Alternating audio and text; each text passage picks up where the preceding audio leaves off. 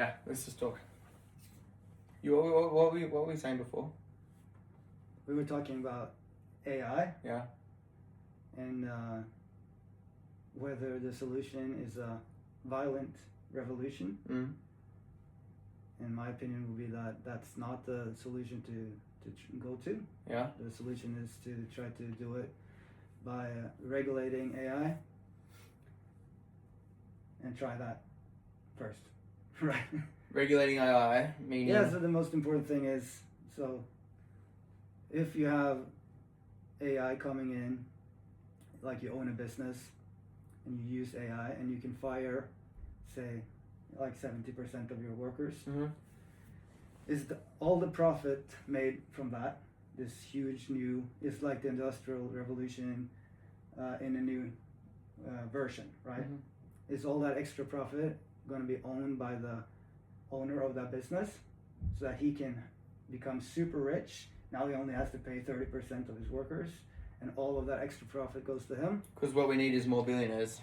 Yeah, and what's going to happen then is that you're going to get this class of owners that own the businesses and can own, like, use the AI technology, and of course the owners of the AI technology,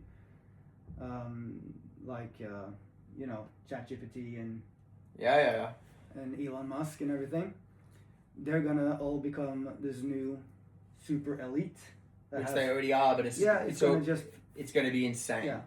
Because people are going to just lose their jobs. Like in the, what's the machine revolution? The Industrial Revolution, it was very gradual. The AI revolution is happening quite quickly, and I think it's going to be, how long did the Industrial Revolution take? Well, let's say 100 years. 100 years? Okay, this AI revolution is going to take 10 years. And if the government doesn't have the right systems in place to protect people's incomes, then people are going to be homeless that shouldn't be homeless. People are going to really struggle to feed their kids. Yep. They're going to just, like, the quality of life for the average Norwegian, American, Australian, whatever country you're in is just going to plummet. And this is going to be a very elite few that all of a sudden, it's just more of the same shit that's already happening. So while the elite will get extremely a lot richer, you're going to have the other 70% and losing their jobs, right? The 30% are going to manage because they still have a job. You have 70% losing their jobs. They can't find new work. So how do we fix that? They have zero income. How do we fix it? So they have to go to the state. But since there's no taxpayers anymore, the state is not going to be able to give them any money to survive. And then you will get that violent, so how do we fix revolution. It's very important to avoid that scenario because it will destroy society. And it will destroy like the whole world. And it will happen. That's what's going to happen unless all the governments come together and really make some really strong laws in place that protect people's income. Yeah. And I think what we need is a universal wage. And the companies that are cutting all the jobs from AI, they need to pay higher taxes so that the government can afford to pay these universal wage. Because if you're going to take all these jobs away from everyone, then it's not fair.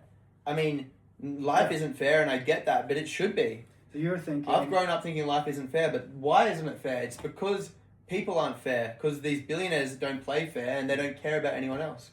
So you're thinking that the companies will be taxed for using AI, and that tax money goes to the state and can fund universal basic income. Exactly.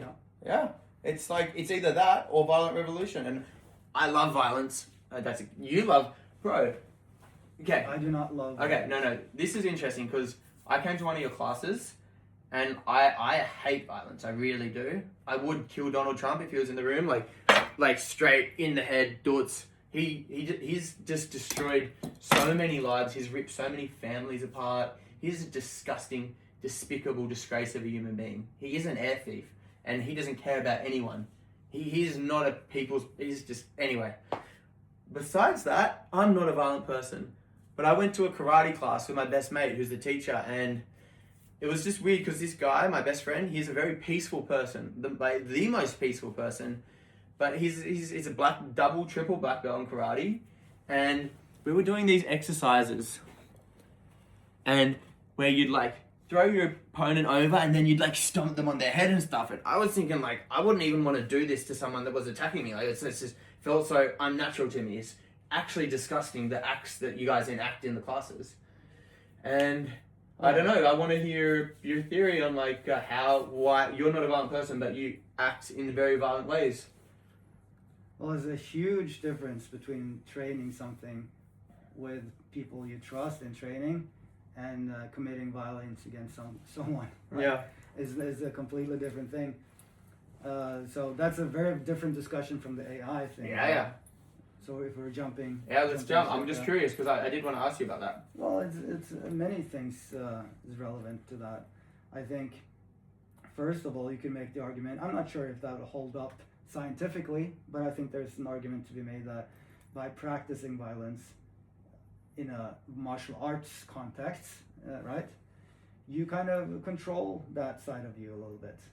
Yeah. Right. So if you never been in contact with your aggressive side, and somebody pisses you off, then it's like a foreign I guess, part yeah. of you that you have no knowledge of. Okay. So when that comes up, maybe you just lose yourself, right? Because you never worked with that side of yourself. But if it's completely routine to go into that mode and then go out, that actually makes sense. It doesn't have the control over you. Okay. So you recognize, oh, that's that thing. Yeah. You don't have to utilize it. Yeah. Okay. So that's one thing, right? Interesting. Yeah, that's a great philosophy. I'm glad I asked because I was curious because you're such a peaceful dude. And also martial arts is supposed to be self-defense. Self-defense, Yeah, right? So. But it's like you know when you're doing these and then you're like like punching, like kneeing them. If the way we practice, if you need someone in the head like that, they could easily die. If you need them in the head. Yes. Because some of the things you do are knees in the head and elbows in the temple, like. Yeah, it's some of those. I don't think that anyone should be practicing that. I think it's fucking horrible. Yeah. Because like even if someone's trying to fuck it, bro, imagine if you get in a bar fight and you go into the psychological part where you're in a karate class, and you do that to someone and they were just being a drunk idiot, and that alcohol should be illegal to be drunk because drunk people are fucking stupid. Yeah. But like, imagine if you killed someone just because they got drunk and you bumped into them, but like, that's their fault for getting drunk, yes. But the current laws aren't going to see it that way. It's a valid point. We actually do talk about that also in training, yeah, that's right? Good. And we try to teach sequences that try not to hurt people so much, right? Yeah. Also, it depends on the scenario. Mm-hmm. Of course, a knee to the head is maybe a borderline, right? Maybe that should be avoided. You can also, of course, knee to the body, right? Yeah, that's better. Break a rib, not the head. That's better. That's better for. I think a very important thing to be aware of in that context is if you strike someone, say, and you don't necessarily hit them that hard, but they fall and they hit their head on the floor. It's something to be very acutely aware of. So a lot of the things we practice, like you would hold a person as he falls down. Yeah, maybe throw the person, but like you have control over the person as he is falling. That would be pretty cool to like. I mean, balance is never cool ever, but like if someone attacked you and then you just like fucking knocked them out and then laid them gently on the ground, like I hope I get the chance to do that one day. Just someone who's a dick, because like it would be kind of cool. Yeah, so not in a cool way, if but you kind of control them while you have to be them careful. and you throw them down. I have a friend, right. one of my good friends in Australia. He's a folk musician, like one of the most gentle, kind dudes ever. He was in a fight when he was a teen, like really young. Punched the dude fell, hit his head, died, and my friend went to jail. Yeah, exactly. So heavy. It's horrible. It's horrible, of course, for the person who died and his family, and it's also horrible for the person who just wanted to self-defense. Maybe defend himself in a fight, and you end up being a murderer. So it's maybe an under-communicated thing that, like, if you're in a fight and you think like I'm going to, of course, hit him in the face because that's what you do in a fight, and you don't think about that he can be struck twice. One is the impact of your strike, and then the other is the you really got to remember that hitting your head. I need to be, because like I piss a lot of people off. Yeah. Like there's this guy Christopher, and like whenever I see him at the bar, he's like a friend of mine. I've been over his house and made him dinner. Like not a good friend, but a friend. And whenever I see him at the bar with a girl, I video him and then post on my Instagram story.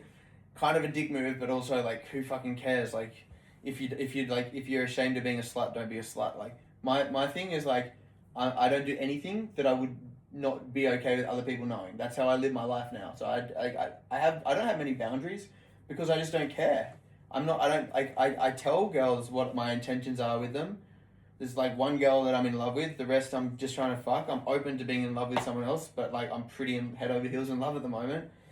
And anyway, so I video him, put it on my story. I did it once. It was funny. The second time I did it, he was really annoyed. And then we chatted, and I saw he was annoyed. I said sorry. We hugged it out. Then the next day he was really drunk. I think he'd been up all night, and he literally like nearly tried to fight me. Like he grabbed me and he's like, "How dare you come here?" And I was like, I've stopped drinking 6 weeks ago, so like I was very level-headed, and I was like, oh, this guy's. I hope he's really drunk. I haven't seen him since, but like, if it was someone I didn't know who was treating like that, I would have just gone tap tap tap and like fuck, like, because I have anger in me, because not like ski garden fucking me off and fucking up my whole financial system and like my living situation, and there's a lot of things. Something happening with the girl that I'm fucking in love with. There's things that make me want to like kill people, but thank God for yoga. Thank God for you. Thank God for Luna and my parents and my friends. That's I can control it. But like, yeah, if I was drunk and Christopher did that to me, I could have killed him. But that's a big reason why I'm not drinking at the moment, because I just have a lot of feelings in me, and I would worry about how I would act. I honestly, I just think alcohol is disgusting. Well, it's good that you worry about that, because that is something to worry about. Of course. But it's really good for me to have this conversation with you, actually, because you might have just saved a life. This conversation might have just saved a life. Someone listening to it who is also have anger management, Leon. Do you want to get that? But it's important. This is why it's important for us to have these conversations. And if we just have one angry 18-year-old teenage boy with anger issues watch this, and then realize I don't want to go to jail. I don't want that mother to lose her son. Like, I don't want my mother to lose me. They're gonna see this. Yeah, it's important to understand that whole anger thing is a very, very destructive force. And if you're gonna punch someone in the head, make sure you catch them so they don't fucking die. Yeah. So that's also important. Yeah. But anger can feel very righteous, and I guess the case to be made for anger is that you, in a sense, maybe a perverted sense, but like you stand up for yourself, right? Yeah. But there's times and places that you don't. I think you run like 80% of the conflict I've been involved in. I run because because it's. But like if we're talking about fighting, almost all fights don't start because someone is attacking someone who's innocent.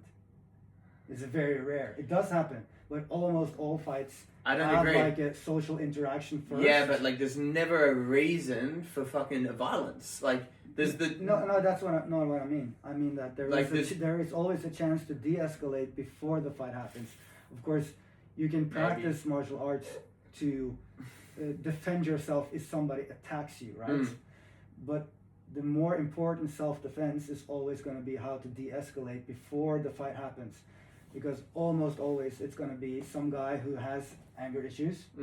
There's a lot of them. Kind of magnetically seek out another person with anger issues. Yeah, why do you think so many guys have... Why is it men have more anger issues, and why are men more violent than women? Is it the test is out ballsack?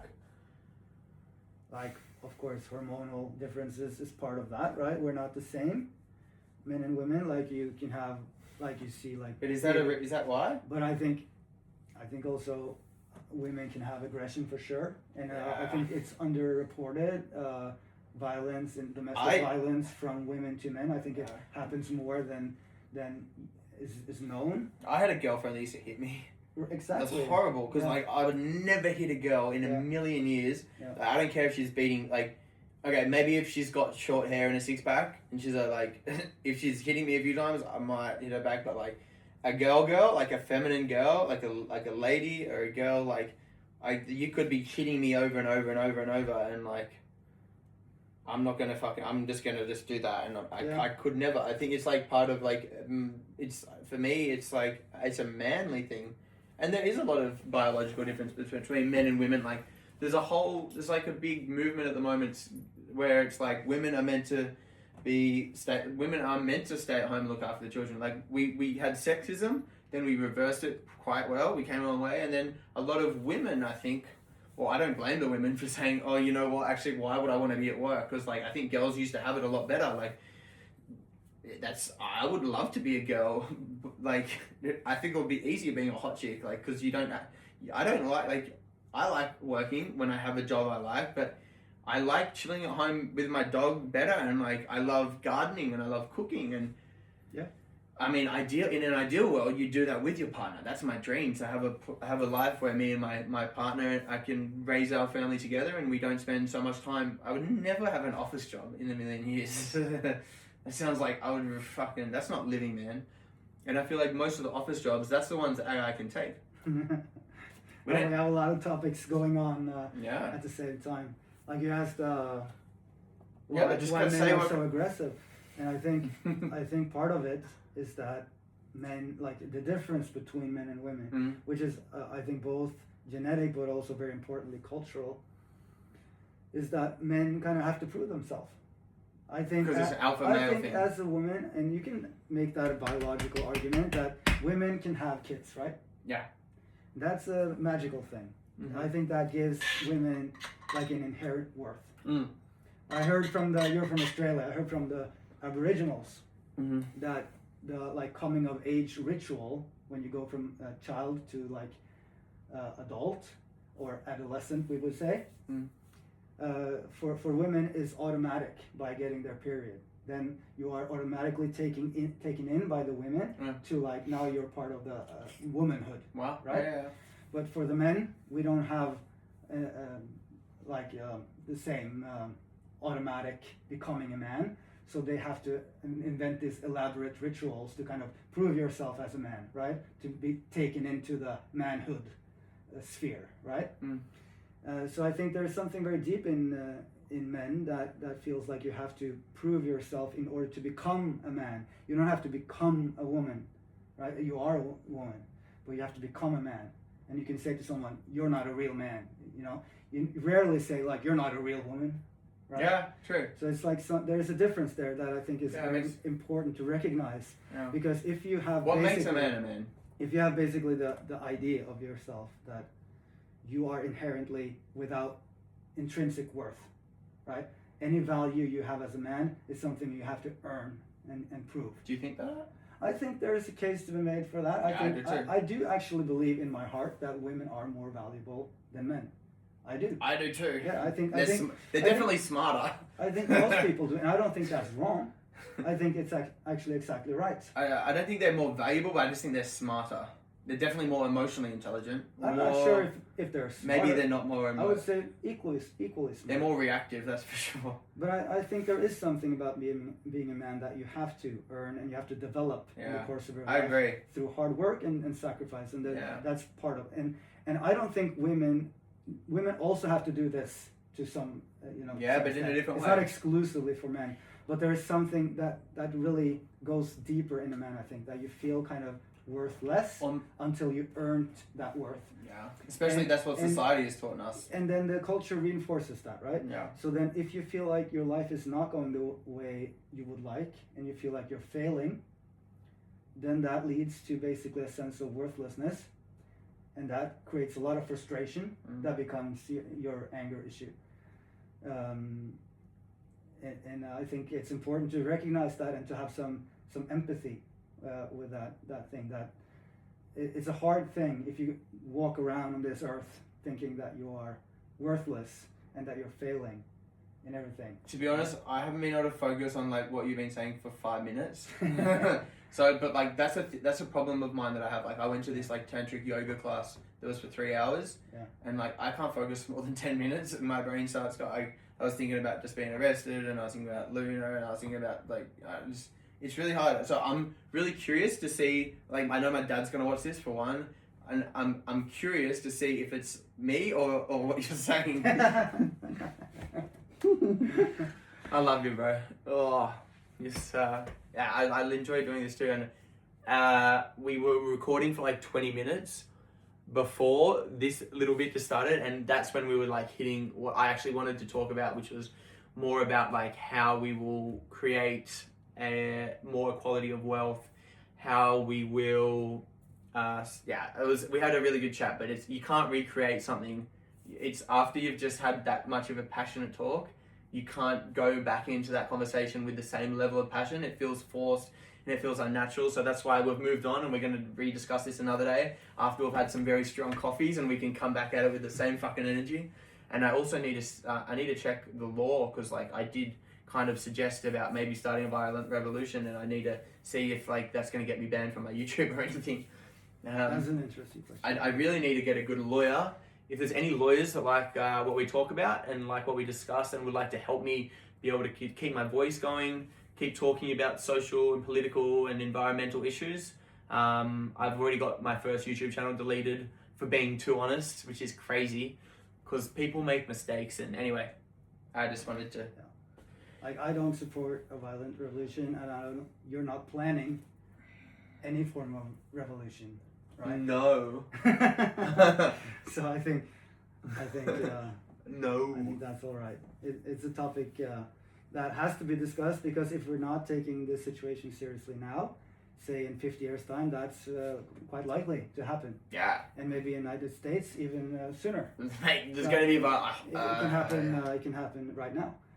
So it's very important to take responsibility, as states and democracies. Yeah, but we need to come together to take care of each other, right? Because if we don't take care of each other, people will fall out of society and they will strike back. Yeah, that's my least favorite thing about Trump, is he just creates so much division within the world. He does, yes. He just destroys every bridge that's been formed. He's literally taken us back 100 years. Yeah. It's pathetic. You want to go do karaoke and try and get some pussy? No. I'll dress you. I think I'm gonna head home. I reckon, girls watching this, if you went out dressed like that... I will scare people away, I think. But, yeah. Should we wrap it up? Yeah. You want to head off? Yeah. Bro, thanks for chatting to me. My deviled friend, my friends.